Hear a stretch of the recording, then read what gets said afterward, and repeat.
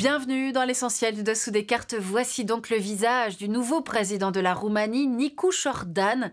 Une victoire inattendue pour le candidat centriste et pro-européen avec 54% des suffrages contre 46% pour George Simion, le candidat d'extrême droite anti-Union européenne qui avait pris le relais de Călin Georgescu après l'annulation des élections fin 2024 pour soupçon de manipulation du scrutin.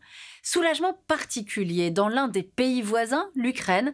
Zelensky a salué un résultat historique, soulignant l'importance pour les Ukrainiens d'avoir la Roumanie comme partenaire fiable. Soulagement également des Européens. La présidente de la commission de l'UE a salué, je cite, « la promesse d'une Roumanie ouverte et prospère dans une Europe forte ». Alors pour comprendre les raisons de ce soulagement, il faut bien mesurer que deux voies aux antipodes se dessinaient pour la Roumanie en fonction du candidat élu. Sortons nos cartes. Et commençons par revoir la position géographique de la Roumanie. Elle partage ses frontières avec 5 pays. 2 sont membres de l'Union européenne, la Hongrie et la Bulgarie, et 3 sont officiellement candidats à y entrer, la Serbie à l'ouest, l'Ukraine au nord et à l'est, la République de Moldavie.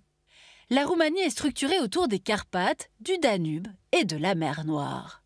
Le duo d'extrême droite Georgescu-Simion avait proposé durant leur campagne de démembrer l'Ukraine, État qualifié par eux de factice, qu'il ne fallait plus aider militairement et dont il ne fallait plus recueillir les réfugiés. 200 000 Ukrainiens seraient actuellement en Roumanie.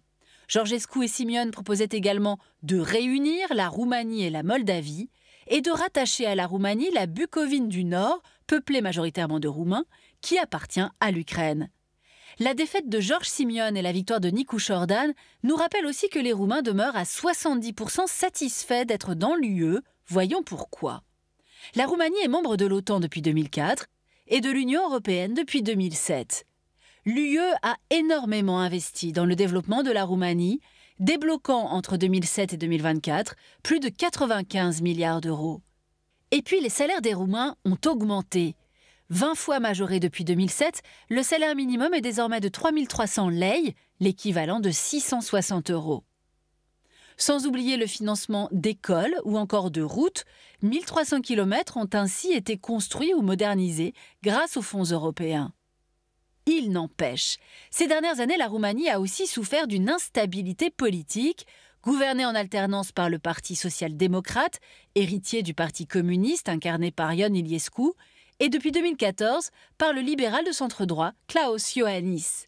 La Roumanie marquée également par une corruption endémique, l'économie souterraine représentant l'équivalent d'un quart du PIB. Mais le président élu hier, Nicu Șordan, n'est pas issu de ces partis qui se partagent le pouvoir depuis des années et il promet de lutter contre la corruption comme il l'a fait en administrant Bucarest, dont il est le maire depuis 2020. Voilà l'essentiel du dessous des cartes, c'est fini pour aujourd'hui. À bientôt.